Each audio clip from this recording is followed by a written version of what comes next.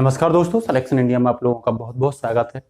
Polity की श्रृंखला में जैसा कि आप देख ही रहे हैं कि हमारी कंटिन्यूस ये श्रृंखला चल रही है और हमारा जो आधार है इसमें अप्रोच जो है हमारी वो क्वेश्चन आंसर बेस्ड हमारा डिस्कशन होता है। तो आज हमारी जो क्लास होगी हम क्वेश्चन आंसर को स्टार्ट ही करवाएंगे, शुरू से ही क्वेश्चन आंसर को स्टार्ट करा के ही क्लास का आगाज करते हैं। तो पहला क्वेश्चन है, भारतीय संविधान की प्रकृति क्या है? भारतीय संविधान की प्रकृति, नेचर ऑफ इंडियन कॉन्स्टिट्यूशन, प्रकृति क्या है? तो पहला question, what is the nature of Indian constitution? तो इसमें पहला जो ऑप्शन मिलेगा आपको ए, वो ये बोलता है कि संघीय है। दूसरा ऑप्शन ये बोलता है कि एकात्मक है। तीसरा ऑप्शन ये बोलता है संसदीय है। फोर्थ ऑप्शन बोलता है संघीय, प्रकृति में संघीय किंतु भावना में एकात्मक, प्रकृति में संघीय परंतु भावना में एकात्मक। तो दोस्तों इसका मतलब क्या है? क्वेश्चन में जो पूछा गया है वो संविधान की नेचर के बारे में और वो इंडियन कॉन्स्टिट्यूशन में पूछा गया है। तो संघीय को हमें समझना होगा, एकात्मक को हमें समझना होगा, संसदीय को हमें समझना होगा, ठीक है ना। तो संघीय का मतलब होता है दोस्तों कि संविधान में शक्तियों का बंटवारा करना, शक्तियों का वितरण या बंटवारा किसके बीच?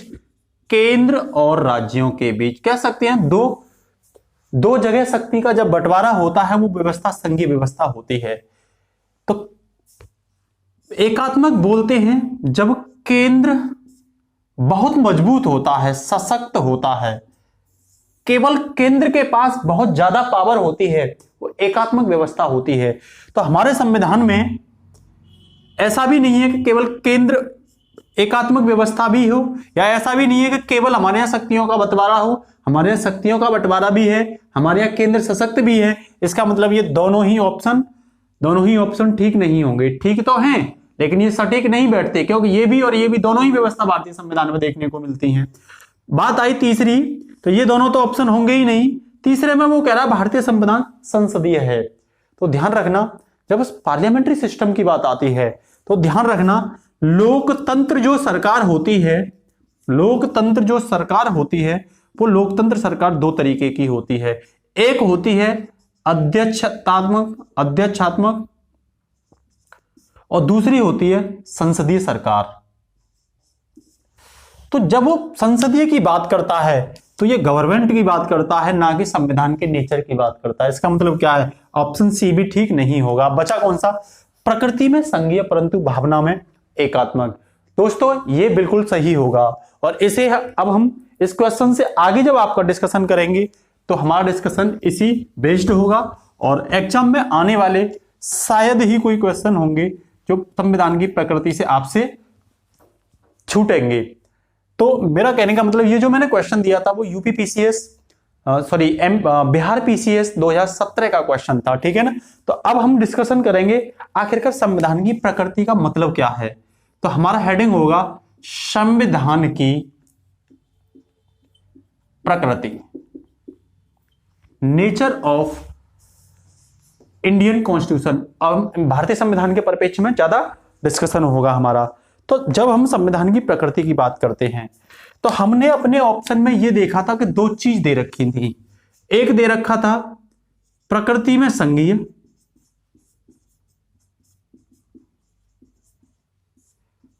परंतु भावना में एकात्मक। इसे हम समझने का प्रयास करेंगे, ठीक है ना। दूसरा हम ये भी देखेंगे कि भारतीय संविधान जो है वो एकात्मक कहां नहीं है। तो पहले मैं इसी को डिस्कशन करता हूं। तो जब हम भारतीय संविधान का आर्टिकल 245 और आर्टिकल 246 पढ़ते हैं दोस्तों, जब हम भारतीय संविधान का आर्टिकल 245 और आर्टिकल 246 पढ़ते हैं तो हम ये देखते हैं कि भारतीय संविधान का आर्टिकल जो 245 है वो शक्तियों के विभाजन की बात करता है। ये किसकी बात करता है? Division of power. Division of power की क्या करता है? बात करता है, मतलब शक्तियों का विभाजन की बात करता है। अब ये शक्तियों का विभाजन से मतलब केंद्र के पास कुछ शक्ति होंगी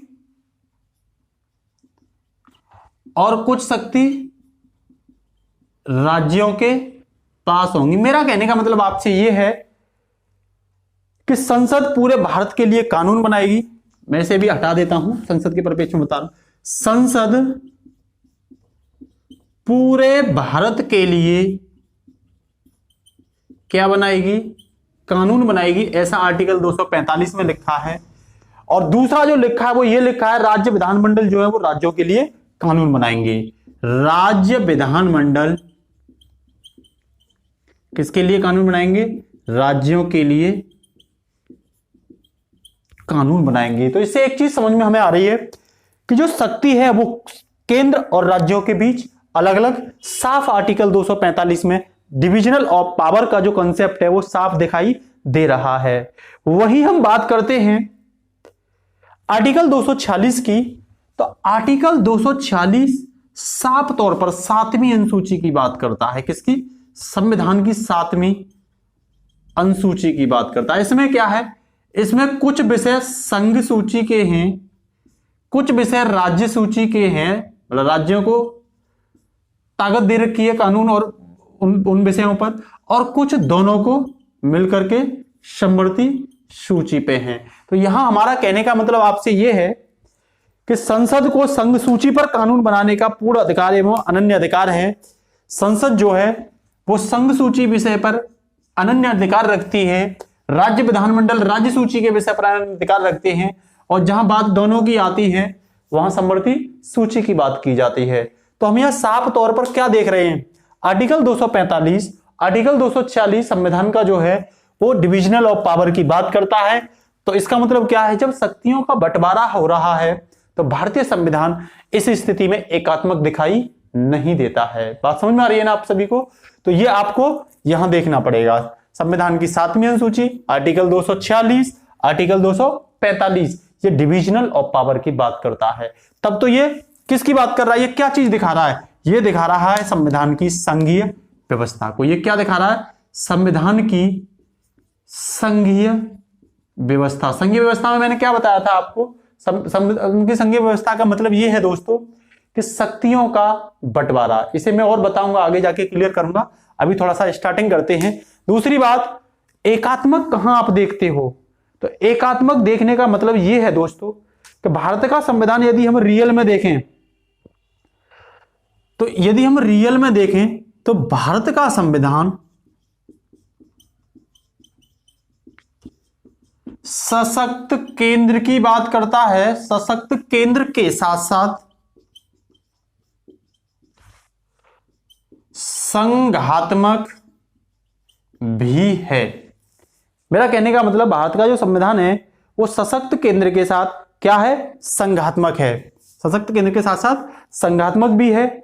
वह कुछ एकात्मक व्यवस्थाएं हैं इसमें, वह कुछ एकात्मक व्यवस्थाएं भी हैं।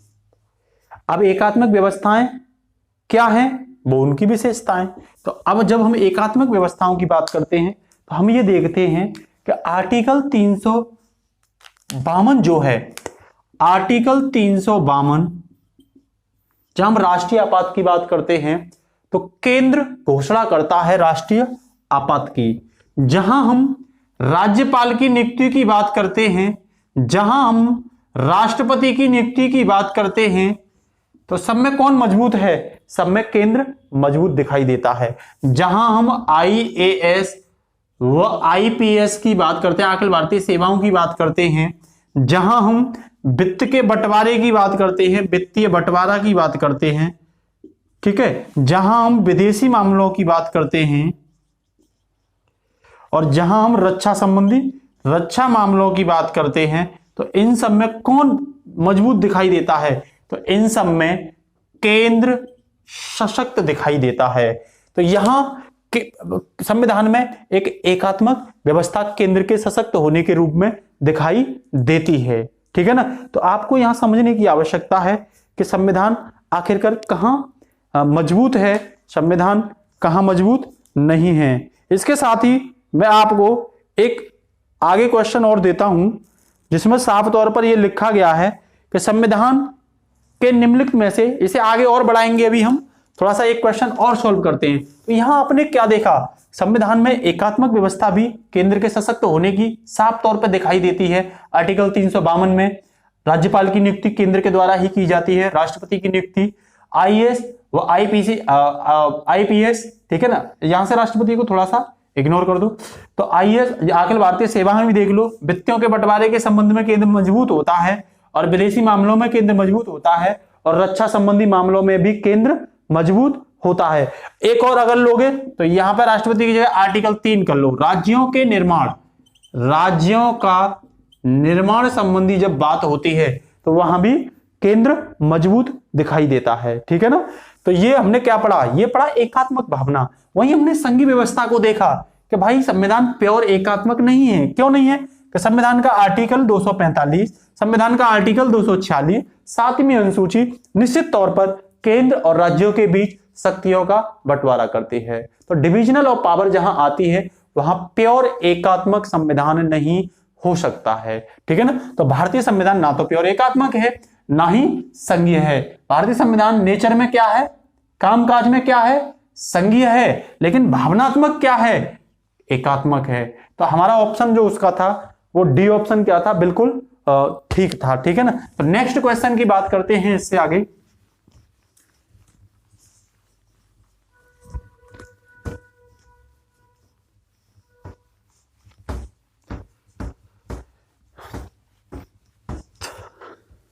तो इससे आगे नेक्स्ट अगला क्वेश्चन है, संविधान के निम्न में से किस रूप में एक और प्रसंग दोनों प्रकार की संविधान की विशेषताएं अंतर्विष्ट हैं? संविधान के निम्न में से, संविधान के निम्न में से एक एवं प्रसंग, ठीक है, संविधान के निम्न में से एक और प्रसंग दोनों प्रकार के, दोनों प्रकार के संविधान की विशेषताएं अंतर्दिष्ट हैं। दोनों प्रकार के संविधान की विशेषताएं क्या हैं, अंतर्दृष्ट है। ठीक है ना? और दोस्तों ये जो क्वेश्चन आया हुआ है वो सीडीएस 2019 का क्वेश्चन है, नया क्वेश्चन है, सीडीएस 2019 में आया हुआ क्वेश्चन है। इसका अगर पहला ऑप्शन देखोगे तो वो ऑप्शन ए बोल रहा है एकात्मक, ऑप्शन बी कह रहा है इसमें संघात्मक, ऑप्शन सी कह रहा है दोस्तों इसमें अर्ध संघात्मक, ठीक है ना, और ऑप्शन डी कह रहा है दोस्तों इसमें अर्ध एकात्मक, अर्ध एकात्मक। मेरा कहने का मतलब एकात्मक है या संघात्मक है या क्वासी फेडरल है, अर्ध संघात्मक या क्वासी यूनिटरी है। तो इसमें हमें ये देखना होगा, मैंने अभी ये तो क्लियर कर दिया कि ये तो होगा ही नहीं भारतीय संविधान के परिपेक्ष। एक का मतलब यहां है एकात्मक, एकात्मक और परसंघीय।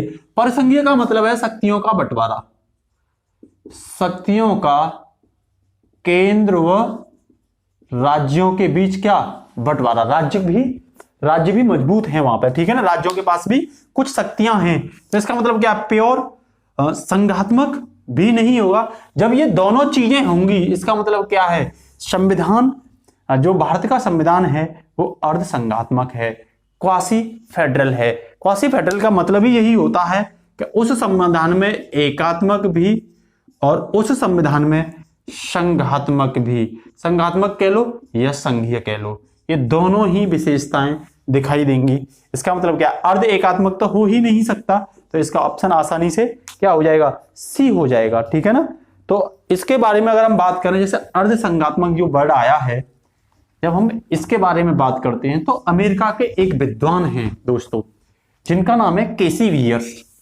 तो केसी वियर साहब ने, जब हम बात करते हैं केसी वियर की, ठीक है ना, कौन है ये? यूएसए के विद्वान हैं। जब हम इनकी बात करते हैं तो इन्होंने साफ बोला था कि भारत के राज्यों की जो व्यवस्था है वो व्यवस्था यूएसए की तरह नहीं है। भारत के राज्यों की व्यवस्था यूएसए के राज्यों की तरह नहीं है, ठीक है। वो उन्होंने ये बताया था कि यूएसए के राज्यों का जो प्रोसेस है वो अलग है, उनकी सिस्टम है वो बिल्कुल अलग है, और भारत के राज्यों का बिल्कुल अलग है। जब हम यूएसए के संविधान का मॉडल लेते हैं और मॉडल लेकर के जब हम भारत के संविधान से तुलना करते हैं, तब हमें यह साफ दिखाई देता है कि भारत का जो संविधान है वो क्या है? अर्धसंघात्मक है। कैसे? कि भारत के संविधान में एकात्मक और संघीय दोनों व्यवस्थाएं देखने को मिलती हैं, और यहां राज्य जो है यूएसए में वो भारत के राज्यों से केंद्र के समकक्ष ज्यादा मजबूत दिखाई देते हैं, ठीक है ना। वहां के राज्यों को यूएसए से अलग होने का भी अधिकार है, लेकिन भारत के राज्यों को यूएसए से अलग होने का अधिकार नहीं है। तो केसी वियर साहब ने साफ बोला था, इस आधार पर यूएसए के संविधान के मॉडल की जब तुलना की थी भारत के संविधान में और उनके राज्यों के परिप्रेक्ष्य में, तो भारत का संविधान क्वासी फेडरल दिखाई दिया था, ठीक है ना। तो निश्चित रूप से, क्योंकि यूएसए की तरह शुद्ध विशेषता भारत के संविधान में नहीं मिलती, ठीक है ना। तो अब इसे हम जब आगे बढ़ाते हैं, इसके बारे में जब हम बात करते हैं तो कुछ टर्मिनोलॉजी आती है जिसे हम बड़े ही अच्छे से क्या करेंगे? सॉल्व करेंगे। तो हम ये देखते हैं क्या होती है एकात्मक व्यवस्था, क्या होती है संघात्मक व्यवस्था, और क्या होती है परिसंघात्मक व्यवस्था। तो जब मैं इसकी बात करता हूं तो सरकार और राजनीतिक व्यवस्थाओं के वर्गीकरण की बात करेंगे। सरकार और राजनीतिक व्यवस्थाओं का क्लासिफिकेशन, वर्गीकरण, ठीक है ना। जब मैं ये वर्गीकरण करूंगा तो ये वर्गीकरण का मेरा जो आधार होगा वो शक्ति की अवस्थिति होगी। क्या होगी? शक्ति की अवस्थिति के आधार पर, अवस्थिति के आधार पर, मतलब जो पावर है वो पावर को देख करके, या बोल सकता हूं केंद्र व क्षेत्रीय इकाइयों के आधार पर, या हम बोल सकते हैं केंद्र व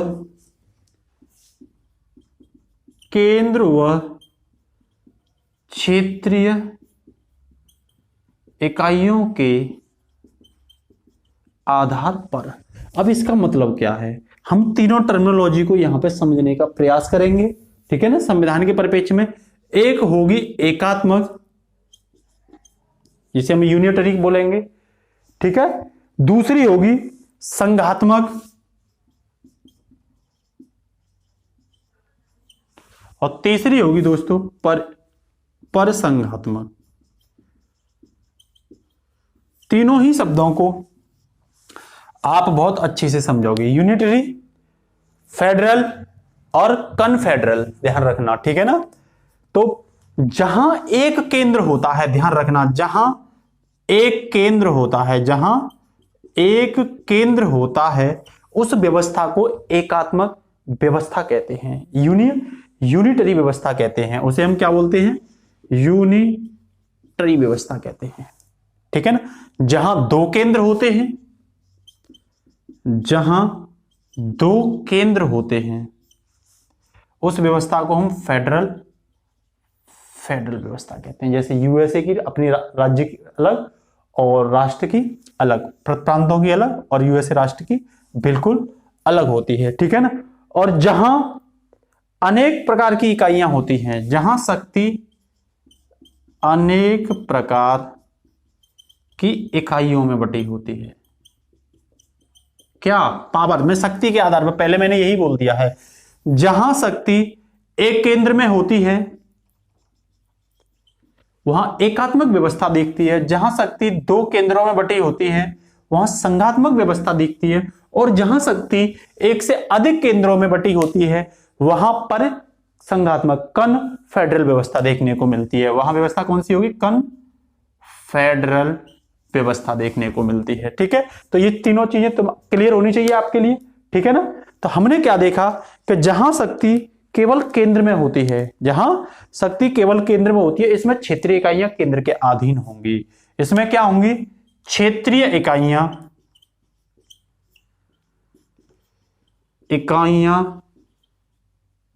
केंद्र के अधीन होंगी। क्या होंगी?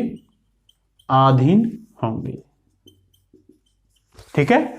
और जहां शक्ति दो केंद्रों में दिखाई देती है, ठीक है ना, वहां जो इकाइयां होंगी कुछ मामलों में केंद्र के समकक्ष होंगी। इसमें क्षेत्रीय इकाइयां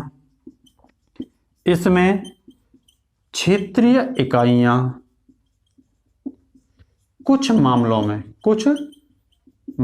में केंद्र के समकक्ष होंगी। ठीक है ना। तो अब आपकी बात आएगी ये है कहां व्यवस्था? तो जहां मैं एक केंद्र की बात करता हूं कि शक्ति एक केंद्र में है, तो ध्यान रखना इंग्लैंड और फ्रांस। तो प्योर एकात्मक जो व्यवस्था दिखाई देती है वो इंग्लैंड में और फ्रांस में देखने को मिलती है। एग्जाम्पल के तौर पर ये ले सकते हो। और जहां बात आती है संघात्मक व्यवस्था की, तो भारत अछूता नहीं रह जाएगा। Bharat, USA, Canada, Australia. तो यहां जब दो केंद्र में बात आती है तो यहां भारत, ठीक है, यूएसए, ऑस्ट्रेलिया, ठीक है ना, और तो और कनाडा को यहां लोगे, और तो और न्यूजीलैंड को यहां पे लोगे। तो जहां संघात्मक व्यवस्था की बात आती है वहां यूएसए, भारत, ऑस्ट्रेलिया, न्यूजीलैंड और कनाडा। भारत कनाडा के संघात्मक व्यवस्था में काफी नजदीक है, हम वो भी बताएंगे। भारत कनाडा के संघात्मक व्यवस्था में काफी नजदीक है, ये भी आपको ध्यान रखना होगा। ठीक है ना।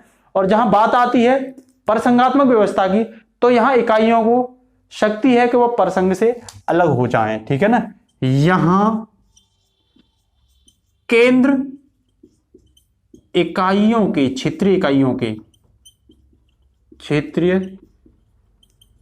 इकाइयों के अधीन होता है। देखो उल्टा हो गया, एकात्मक व्यवस्था के अधीन होता है। मेरा कहने का मतलब यह है कि यहां केंद्र होगा, यहां क्या होगा? केंद्र ऊपर होगा और ये क्षेत्रीय इकाई हैं ये अधीन होंगी किसके? केंद्र के अधीन होंगी। ठीक है ना। जब हम बात करते हैं इस व्यवस्था में तो केंद्र बिल्कुल अलग होगा और क्षेत्रीय इकाइयों की शक्ति, क्षेत्रीय जो इकाइयां हैं इनकी शक्ति बिल्कुल अलग होगी। ठीक है, ये दिखाई दे रही है आपको। और जब हम बात करते हैं परिसंघ की, तो यहां ध्यान रखना होगा ऊपर कौन होगा? क्षेत्रीय इकाइयां, और इसके अधीन क्या होगा? केंद्र इसके अधीन होगा। तो ये एकात्मक व्यवस्था का ठीक विपरीत दिखाई देता है। इसका अगर मैं एग्जाम्पल की बात करूं कि ये व्यवस्था आखिरकार अनेक केंद्र की इकाइयां, ये कहां व्यवस्था है? तो यूरोपियन यूनियन और यूनाइटेड अरब एमिरेट्स, यूएई, यहां परिसंघात्मक व्यवस्था देखने को मिलती है। ठीक है ना। तो अब बात यह आती है कि जो एकात्मक व्यवस्था है उसमें हम क्या देख रहे हैं? वहां केंद्र के अधीन कौन है? तो केंद्र की अधीनता स्वीकार करती हैं क्षेत्रीय इकाइयां, लेकिन यहां क्षेत्रीय इकाइयां जो होती हैं केंद्र के समकक्षता होती हैं, ये आपको ध्यान रखना पड़ेगा। और यहां उल्टा हो गया, खुद केंद्र जो है वो क्षेत्रीय इकाइयों के क्या हो गया? अधीन हो गया। अब यहां क्या होगा? परसंघात्मक में जो क्षेत्रीय इकाई हैं, क्षेत्रीय इकाइयों को केंद्र से अलग होने का क्या होता है? अधिकार होता है। ये चाहे तो केंद्र से क्या हो सकती हैं? अलग हो सकती हैं। इसका जीता जाता एग्जाम्पल आप सब लोग जानते हो। जब हम ब्रेक्सिट की बात करते हैं, किसकी? जब हम ब्रेक्सिट की बात करते हैं तो ब्रेक मतलब तोड़ना, एक्सिट मतलब बाहर निकलना। तो ब्रिटेन जो था वो यूरोपियन यूनियन से उसे तोड़ करके एक्सिट हुआ था, ब्रेक हुआ, फिर उसके बाद एक्सिट हुआ। ब्रेक्सिट मतलब तोड़ करके बाहर निकलना। तो ब्रिटेन यूरोपियन यूनियन को तोड़ करके उससे क्या हो गया, बाहर हो गया। ये व्यवस्था किसको दर्शाती है, ये परसंघात्मक व्यवस्था को दर्शाती है। मतलब क्षेत्रीय इकाइयां के अधीन खुद उल्टा कौन है, खुद उल्टा है यूरोपियन यूनियन। यूरोपियन यूनियन मतलब केंद्र, यहां इकाइयां ज्यादा मजबूत और स्ट्रांग होती हैं, ठीक है ना। तो ये आपको यहां देखने की जरूरत है। तो यहां हम क्या देख रहे हैं, यहां संबंध अधीनता का मिलता है, यहां संबंध समकक्षता का मिलता है, और यहां संबंध फिर से अधीनता का मिलता है, भले ही वो केंद्र क्यों ना अधीन हो, ठीक है ना। तो इसके साथ साथ हम क्या देखते हैं कि यहां हम ये देखते हैं कि जैसे एकात्मक व्यवस्था के हम भारत के परिप्रेक्ष्य में लक्षण देखते हैं। तो मैंने अभी ही आपको बताई थी थोड़ी देर पहले ही कि जैसे आर्टिकल 352, आर्टिकल 3 नए राज्यों का निर्माण, ठीक है ना, अखिल भारतीय सेवाएं, ठीक है ना, वित्तीय बंटवारा, विदेश मामले, रक्षा मामले, ये सब कौन सी भावना को प्रकट करते हैं, या राज्यपाल की नियुक्ति, राष्ट्रपति करता है ना केंद्र, तो राज्यपाल की नियुक्ति, ये सभी भारतीय संविधान में एकात्मक व्यवस्था को दर्शाते हैं, ठीक है ना। वही अगर हम बात करें कि क्षेत्रीय इकाइयां जो है संघात्मक व्यवस्था में वो समकक्ष होंगी, तो इसका कारण क्या है, क्यों होंगी समकक्ष, तो क्योंकि इनकी शक्तियां संविधान के द्वारा बटी होती हैं। यहां आपका जवाब होना चाहिए समकक्ष इसलिए है क्योंकि इनकी शक्तियां संविधान द्वारा क्या होती हैं, बटी होती हैं। आप जानते ही हो 7वीं अनुसूची आर्टिकल 245, आर्टिकल 246 इसका सीधा उदाहरण है। जब हमें समकक्ष शब्द को एकदम स्पष्ट देखते हैं तो कैसे देखते हैं, हम देखते हैं जब हम फोर्स की बात करते हैं, तो फोर्स जो होती है वो संघ सूची का विषय है। किसका विषय है, संघ सूची का मतलब संसद के पास इसकी शक्ति होती है। वही हम पुलिस की बात करते हैं तो पुलिस किसका विषय है, राज्य सूची का विषय, इसका अधिकार क्षेत्र किसके पास होता है, राज्य के पास होता है। इसका मतलब क्या है, ये एक दूसरे के क्या है, समकक्षता को स्पष्ट रूप से क्या करती हैं, दर्शाती हैं, ठीक है ना। इसके बाद में बहुत सारे लोग पूछते हैं कि परिसंघ क्या होता है, परिसंघ को बताइए, तो उसे भी यहां पे हम क्या करते हैं, क्लियर करते हैं। तो संविधान का नेचर जो है बहुत ही अजीब है, भारतीय संविधान का नेचर और अन्य संविधानों के भी नेचर, कोई नेचर संघात्मक रूप में दिखाई देता है, कोई प्रसंगात्मक रूप में दिखाई देता है, और कोई संविधान एकात्मक रूप में यूनिटरी भी दिखाई देता है। तो ये आपको यहां पे समझने की आवश्यकता होगी। जब मैं कन्फेडरलिज्म की बात करता हूं, परिसंघ की बात करता हूं, किसकी, परिसंघ की, कन्फेडरेशन की बात करता हूं, ठीक है ना। तो हमें यहां ये समझना होगा कि कन्फेडरेशन में मैं 3 उदाहरण आपको समझाता हूं। दोस्तों एक एग्जाम्पल हम यहां लेते हैं यूएई का, यूनाइटेड अरब एमिरेट्स का, ठीक है ना। दूसरा उदाहरण लेते हैं हम यहां यूरोपियन यूनियन का, ठीक है ना। और तीसरा उदाहरण लेते हैं हम कॉमनवेल्थ ऑफ इंडिपेंडेंट स्टेट मतलब CIS का, CIS मतलब कॉमनवेल्थ एंड इंडिपेंडेंट स्टेट, ठीक है। तो जब हम यूनाइटेड अरब एमिरेट्स की बात करते हैं तो ये बात है 1971 और 72 की, 1971 और 1972 के समय की। जो यूनाइटेड अरब एमिरेट था वो 7 स्वायत्त अरब अमीरात से मिलकर बना है। ये जो है संयुक्त अरब अमीरात, यह 7 स्वायत्त अमीरात से मिलकर क्या है, बना है। वो कौन कौन सी 7 हैं तो ध्यान रखना, एक तो है आबू धाबी इसमें शामिल है। दूसरी जो इसमें शामिल है वो दुबई है, आपने सुनी होगी, दुबई इसमें शामिल है। और अमीरात अमीरात, इसमें अमीरात तो क्या नहीं कहोगे, अमीरात तो सबको मिला के बनती है। और कहोगे शाहजहां, शाहजहां, जाह, ये शामिल है इसमें। और अगर हम बात करें तो अजमान शामिल है इसमें, अजमान, ठीक है ना। और अगर मैं बात करूं तो अमू अल ब्लू मेन शामिल है, अमू अल, ठीक है, अमू अल ब्लू मेन शामिल है।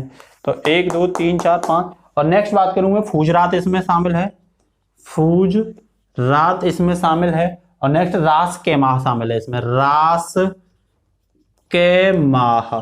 तो ये 7 क्या हैं, अमीरात से, इनसे मिलकर बनी है यूनाइटेड अरब अमीरात्स, ठीक है ना। तो मेरा कहने का मतलब मैंने ये बताई थी कि जो परिसंघ है वहां क्षेत्रीय इकाइयां क्या होती है, मजबूत होती हैं, और क्षेत्रीय इकाइयों के अधीन क्या होता है, यूए, क्योंकि ये एक दूसरे से अलग हटने का भी अधिकार रखती हैं। वही यूरोपियन यूनियन की मैं बात करता हूं, तो यूरोपियन यूनियन वर्ष 1957 में, ठीक है ना, ये 28, वर्तमान में इसमें कितने देश हैं, 28 देशों से क्या है, मिला हुआ एक परिसंघ है या समूह है, ऐसा बोल सकते हो।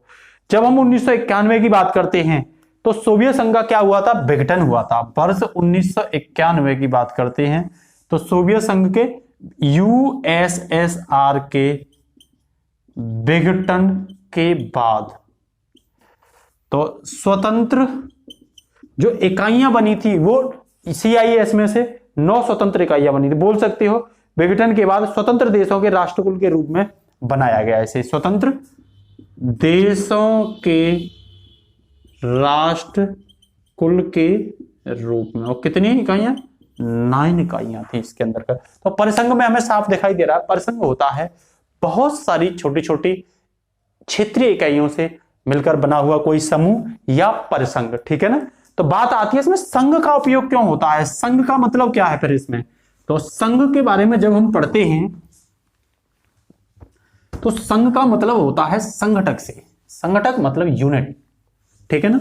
तो जब मैं संघ की बात करता हूं कि भाई ये संघ का प्रयोग क्यों करते हैं, ठीक है ना, तो संघ शब्द का प्रयोग क्यों करते हैं, पहला तो क्वेश्चन यही आता है कि भाई इस शब्द का प्रयोग क्यों करते हैं परिसंघ में, ठीक है ना।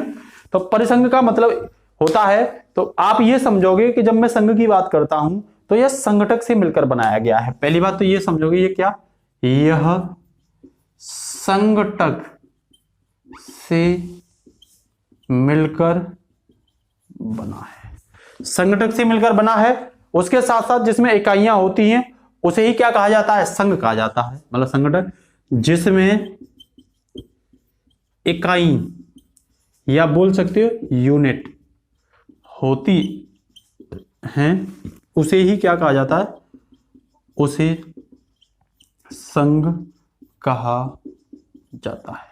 तो यूनाइटेड अरब एमिरेट्स में इकाइयां थी, ईयू में छोटी छोटी क्षेत्रीय इकाइयां थी, और सीआईएस में भी हमें इकाइयां देखने को मिली थी, ठीक है ना।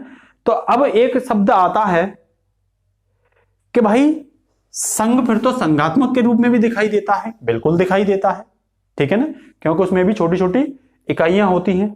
तो एक शब्द यह भी उठता है कि जो भारत है, भारत के परिप्रेक्ष्य में या भारत के संविधान में, भारत के संविधान में फेडरल शब्द ना होकर के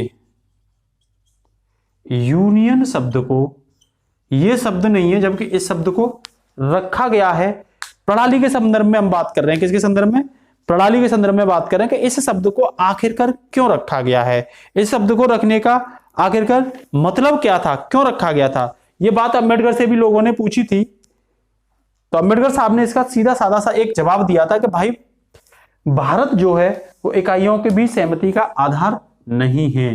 भारत, तो ही जवाब दिए थे इसके उन्होंने। एक जवाब था भारत इकाइयों के बीच सहमति का आधार नहीं है, और जब इकाइयों के बीच सहमति का आधार नहीं बना है तो भारत में इकाइयों को अलग होने का भी अधिकार नहीं है। दूसरा ये कहा था तब तो भारत में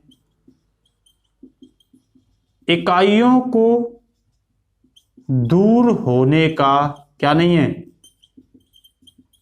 अधिकार नहीं है। ठीक है ना।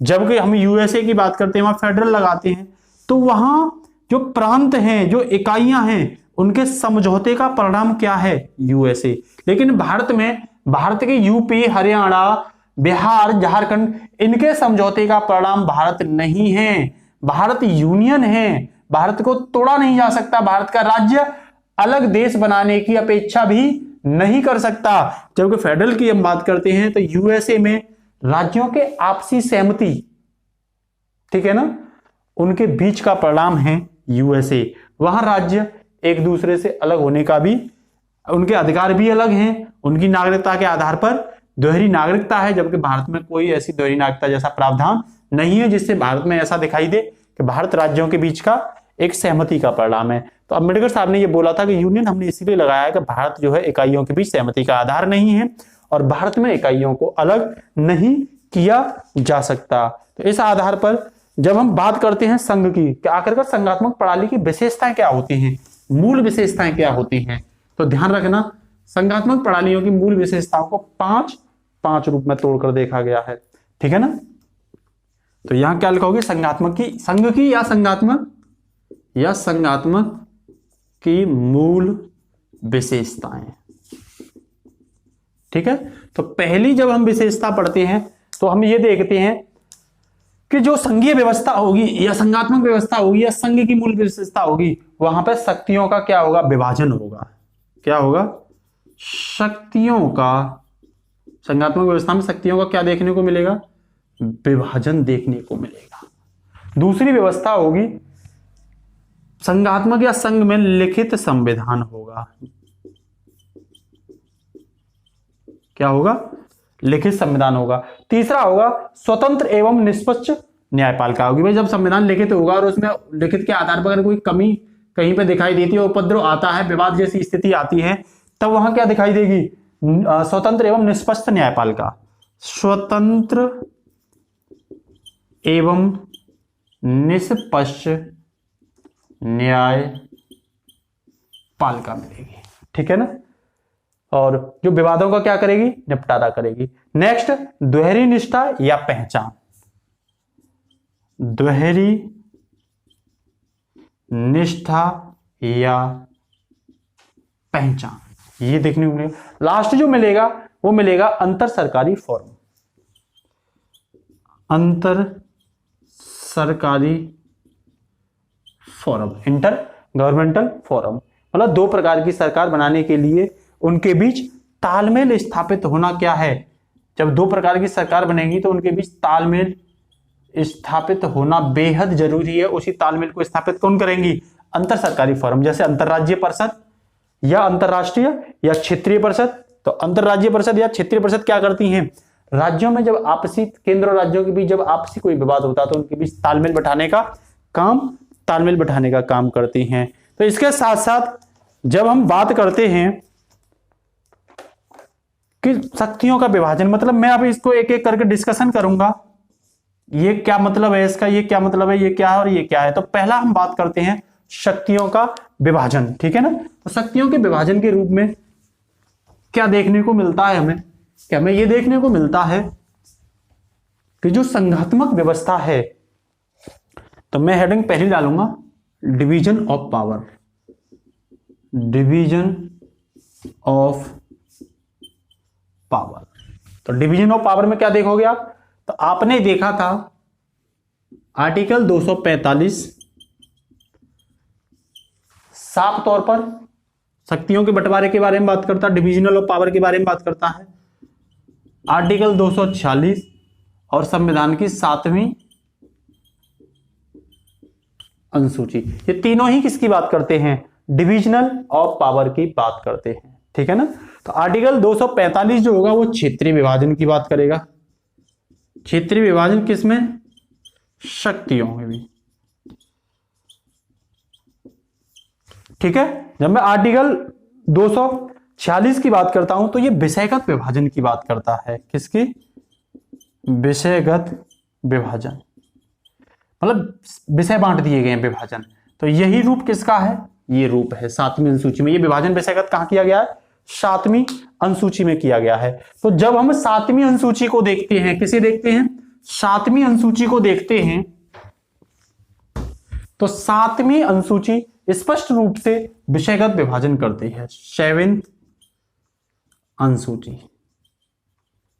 तो 7वीं अनुसूची में आप सबको पता है कुछ विषय संघ के हैं, कुछ विषय राज्य के हैं और कुछ विषय समवर्ती हैं। जब मैं संघ के विषय की बात करता हूं तो यहां सशक्त केंद्र इसीलिए बनाया गया है कि बहुत महत्वपूर्ण विषय और ज्यादा विषय किसको दिए गए हैं? संघ को, केंद्र को दिए गए हैं, ठीक है ना। उससे कम महत्वपूर्ण विषय 66 विषय किसे दिए गए हैं? राज्य को दिए गए हैं।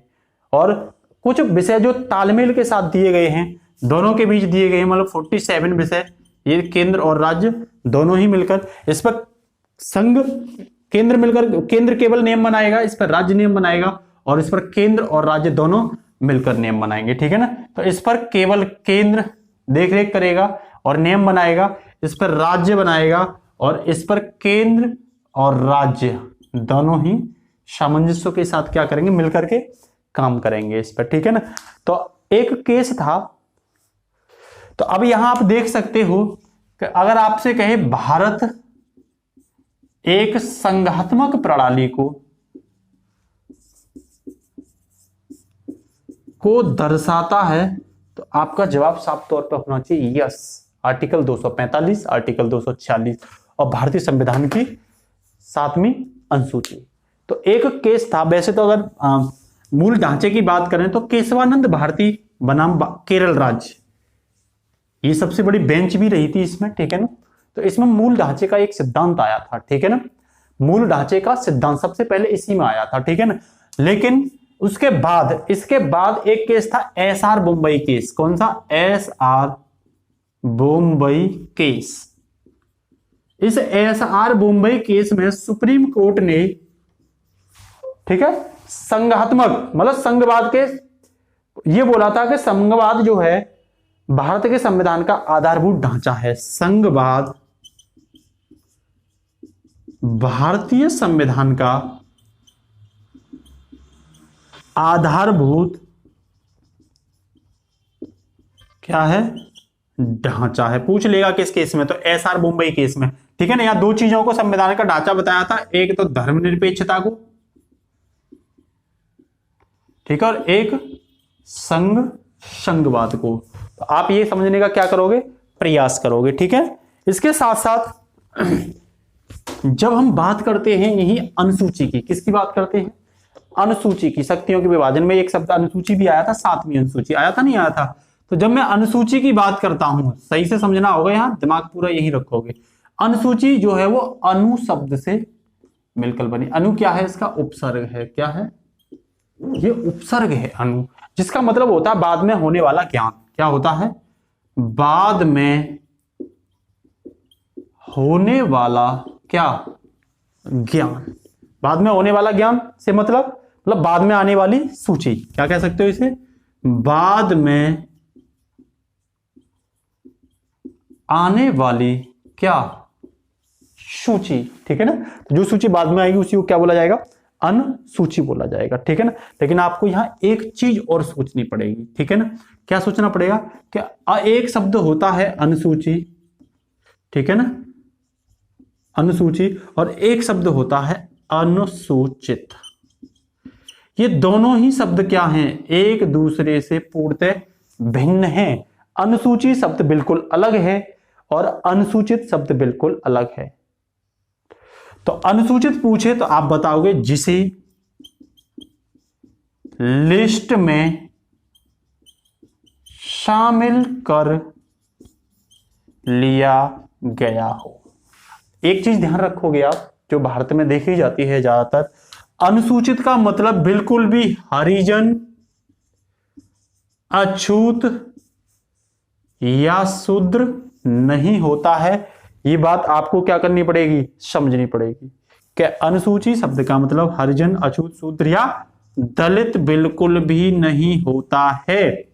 यह बात एक अलग है कि भारतीय संविधान के परिप्रेक्ष्य में जब हम देखते हैं, भारतीय संविधान के परिप्रेक्ष्य में जब हम देखते हैं तो आर्टिकल 338, आर्टिकल 338 ए, ठीक है, और आर्टिकल या पांचवी अनुसूची, या पांचवी अनुसूची, ठीक है ना, ये बात करती है, आर्टिकल जो 338 ए है वो अनुसूचित आयोग की बात करता है, अनुसूचित जाति आयोग मतलब एससी आयोग की बात करता है। ये जो है वो अनुसूचित जनजाति आयोग की बात करता है, जनजाति आयोग की बात करता है, मतलब एसटी आयोग की बात करता है। और पांचवी संविधान की अनुसूची वो अनुसूचित क्षेत्र की बात करती है। मेरा कहने का मतलब 338 आर्टिकल में कुछ जातियों को लिस्टेड कर दिया गया है, इसीलिए उनको अनुसूचित जाति बोला गया है, और वहीं पर उनके लिए क्या बनाया गया है, एक आयोग बनाया गया है। कुछ जनजातियों को लिस्टेड कर दिया गया है, उनके लिए अनुसूचित जनजाति आयोग बना दिया गया है, और यहां कुछ जनजातियों के क्षेत्र को पांचवी अनुसूची के तहत क्या कर दिया है, लिस्टेड कर दिया है। तो मेरा कहने का मतलब आपसे यह है, अनुसूचित का मतलब यह बिल्कुल भी नहीं होता है कि वो हरिजन है, वो दलित है, वो शूद्र है, या फिर वो अछूत है। यह एक अलग बात है कि भारतीय संविधान में इनको कुछ प्रावधान या कुछ आरक्षण जैसी व्यवस्थाएं देने के लिए क्या किया गया है, या उनको कुछ विशेषाधिकार देने के लिए, क्योंकि इनकी सामाजिक और जो आर्थिक दृष्टि, सामाजिक और राजनीतिक जो दृष्टि है, ठीक है ना, वो क्या है, पिछड़ी हुई है बहुत ज्यादा। इसीलिए इनको भारतीय संविधान में क्या कर दिया गया है, कुछ विशेषाधिकारों के साथ लिस्टेड कर दिया है। इसीलिए इनके साथ अनुसूचित जाति या अनुसूचित जनजाति शब्द ऐड किया जाता है। तो ये बात भी आपको क्या रखनी पड़ेगी, याद रखनी पड़ेगी, क्योंकि जब आप अनुसूचित शब्द को सुन करके जब आप हरिजन, अछूत और शूद्र इसकी बात करते हो, तो ये कंसेप्ट या ये अवधारणा बिल्कुल क्या मानी जाएगी, ये बिल्कुल गलत मानी जाती है, ठीक है ना। तो इसके साथ साथ हम ये देखेंगे कि ये जो अनुसूची है, ये अनुसूची बोल सकते हो आप अनुच्छेदों का विस्तार है। क्या है, अनुच्छेदों का क्या है, विस्तार है। कैसे कि अनुच्छेद जो है वो अधूरे हैं। अनुच्छेद क्या है, अनुच्छेद क्या है, अधूरे। इन अनुच्छेद, अधूरे अनुच्छेदों को ही पूरा करने के लिए, इनको पूरा करने के लिए क्या आई हैं, अनुसूची आई हैं। इनको पूरा करने के लिए क्या आई हैं, ध्यान रखना, अनुसूची आई है। अब बात आती है, आप ये कहोगे कैसे आई है ये बताइए। तो जब हम अनुच्छेदों का विस्तार पढ़ते हैं, जब हम अनुच्छेदों का विस्तार पढ़ते हैं, ठीक है ना, तब हम वहां पे अनुसूची का मतलब भी समझते हैं। क्या समझते हैं, अनुसूची का मतलब। तो हमने ये देख लिया कि अनुसूची जो है वो अनुच्छेदों को पूरा करने के लिए आई है। कैसे, जैसे मैं आर्टिकल 31B की बात करता हूं, आर्टिकल 31B। तो जब मैं आर्टिकल 31B की बात करता हूं तो ये कुछ कानूनों की वैधता की बात कही है। इसमें क्या कही है, कुछ कानूनों की, इसमें कुछ कानूनों की वैधता की क्या कही है, वैधता की बात कही है। अब बात आती है कि ये कुछ कानून क्या हैं, और ये कुछ कानूनों के वैधता की जो बात है वो किस आधार पर। जैसे मूल अधिकार से मैच न करने वाले कानून, कैसे कानून हैं, जैसे मूल अधिकारों से मैच न करने वाले क्या कानून, या आप बोल सकते हो या अपवाद कानून भी वैध माने जाएंगे, या कुछ अपवाद कानून जो हैं, अपवाद कानून भी वैध माने जाएंगे। इसे हम कैसे समझेंगे, इसे हम ऐसे समझेंगे कि जब यहां कुछ कानून की बात आती है तो आर्टिकल 31B बहुत अधूरापन था, इसीलिए इसके लिए नमी अनुसूची बनाएगी। क्या बनाएगी, नमी अनुसूची। और इस नमी अनुसूची जो है वो 284 कानूनों की क्या करती है, व्याख्या करती है। 200 कानूनों के बारे में क्या करती है, इस नमी अनुसूची को शामिल किसी लिए किया गया, 284 कानून जो किस में शामिल हैं, नमी अनुसूची में। तो ये नमी अनुसूची आर्टिकल 331B से संबंधित 284 कानूनों को क्या करती है, पूरा करती है, ठीक है ना। तो नमी अनुच्छेदों के जो अधूरापन है उसे अनुसूची क्या करती है, पूरा करती हैं। तो कह सकते हैं कुछ नियमों और विनियमों में, कुछ नियमों और विनियमों को कानूनी मान्यता। तो 9वीं अनुसूची के तहत कुछ नियम और विनियमों को क्या दी गई है, कानूनी मान्यता दी गई है, जो आर्टिकल 31B से क्या रह गए थे, अधूरे रह गए थे। या आर्टिकल 246 को देख लेते हैं, ठीक है ना। एक तो ये देख लिया हमने, और इसके साथ साथ जब हम आर्टिकल 246 की बात करते हैं, किसकी, आर्टिकल 246 की जब हम बात करते हैं, तो आर्टिकल 246 संघ सूची के विषय की बात करता है। किसकी बात करता है, संघ सूची के विषय। आपको पता है यहाँ विषयगत बंटवारा है, ठीक है। संघ सूची के विषय कौन से होंगे, राज्य सूची के विषय कौन से होंगे, और समवर्ती सूची के। तो ये संघ और राज्य और समवर्ती सूची की बात करता है। तो ये विषय कौन कौन से होंगे, कौन कौन से होंगे, ये विषय कौन कौन से होंगे, यह बात किसमें दी गई है, यह पता चलता है 7वीं अनुसूची से। यह पता चलता है किससे, यह पता चलता है संविधान की 7वीं अनुसूची से, ठीक है ना। तो साफ दिख रहा है आर्टिकल 246 में केवल संघ सूची के विषय हैं, और ये विषय कौन कौन से होंगे, ये बात आपको कहां पता चलती है, ये बात आपको 7वीं अनुसूची में पता चलती है। तो इसका मतलब साफ है कि आर्टिकल जो अधूरे हैं उनको पूरा कौन करती हैं, उन्हें पूरा करती हैं अनुसूची, ठीक है ना। या एक एग्जाम्पल और ले लो, आर्टिकल 1 ही ले लो, आर्टिकल 1। आर्टिकल 1 से कैसे समझोगे, आर्टिकल 1 में साफ लिखा हुआ है राज्यों का यूनियन। भारत क्या होगा, राज्यों का यूनियन, राज्यों का यूनियन लिखा है, India that is Bharat shall be union of the state. तो राज्यों का यूनियन, भारत किन राज्यों का यूनियन होगा, बात आती है भारत किन राज्यों का यूनियन होगा। आर्टिकल 1 तो कह देगा भारत राज्यों का क्या होगा, यूनियन होगा, लेकिन वो कौन से राज्य हैं जिनका क्या होगा, यूनियन होगा, ये बात साफ तौर पर दिखाई देती है पहली अनुसूची में। इसका मतलब क्या है, आर्टिकल 1 के अधूरेपन को कौन पूरा कर रहा है, पहली अनुसूची पूरा कर रही है। तो आपको ये अनुसूची भी डिटेल में पता होनी चाहिए। अगर आपको अनुसूची पता नहीं है तो इसका मतलब आप गलती कर रहे हो। तो मैं नॉर्मली डिस्कशन कर देता हूं। अनुसूची पहली की बात करते हैं तो ये क्षेत्र और राज्य की बात करती है, नॉर्मली बता रहा हूं बस। अनुसूची सेकंड की बात करते हैं तो ये विभिन्न पदाधिकारियों के वेतन की बात करती है। अनुसूची थर्ड की बात करें तो ये शपथ की बात करती है, ये मैंने पढ़ा दिया अपनी क्लास में। अनुसूची फोर्थ की बात करें तो ये राज्यसभा के सीटों के बंटवारे के बारे में बात करती है, ठीक है ना, ये मैंने पढ़ा दिया है पूरा। अनुसूची 5 की बात करें तो ये अनुसूचित क्षेत्र के प्रशासन के बारे में बात करती है। कौन से, अनुसूचित, यहां समझना पड़ेगा, अनुसूचित क्षेत्र प्रशासन के बारे में बात करती है। वहीं अनुसूची 6 की बात करते हैं तो ये जनजातीय क्षेत्र, जनजातीय क्षेत्र विस्तार के बारे में क्या करती है, बात करती है, ठीक है ना। और ये कौन से राज्य होंगे, AMTM,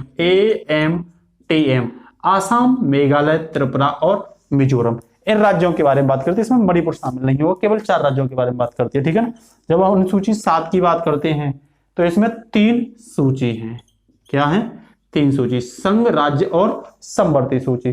जब हम अनुसूची 8 की बात करते हैं तो ये भाषा की बात करती है। कितनी भाषाओं की, 28 भाषाओं की। पहले संविधान में, मूल संविधान में 14 थी, फिर 28 कर दी। जब हम अनुसूची 9 की बात करते हैं तो मैंने बताया था ये 284 कानूनों के बारे में बात करती है। और जब हम अनुसूची 10 की बात करते हैं तो ये दल बदल कानून की बात करती है। और जब हम अनुसूची 11 की बात करते हैं तब ये पंचायत, जो पंचायत है, PRI, पंचायती राज व्यवस्था जो संस्थान है, उसमें 29 विषय इनको दिए गए हैं और ये स्थानीय शासन की बात करती है। और अनुसूची 12 भी स्थानीय शासन की बात करते हैं, लेकिन ये नगर पालिकाओं की। और इनको कितने विषय दिए गए हैं, इनको 18 विषय दिए हैं। तो ये बात आपको उंगलियों पर क्या होनी चाहिए, रटी हुई होनी चाहिए, ठीक है ना। तो इससे आगे जब हम बात करते हैं दोस्तों, तो इससे आगे हमें साफ तौर पर दिखाई देता है, अगला जो विशेषता हम डिस्कस करेंगे वो लिखित संविधान की विशेषता डिस्कस करेंगे, और वो अगली क्लास में मिलते हैं, ठीक है ना। उसमें कुछ क्वेश्चन भी साथ ही साथ सॉल्व कराएंगे। तो आज के लिए इतना ही। तो आपको ये तैयार होना चाहिए, ठीक है ना। तो जय हिंद, जय भारत।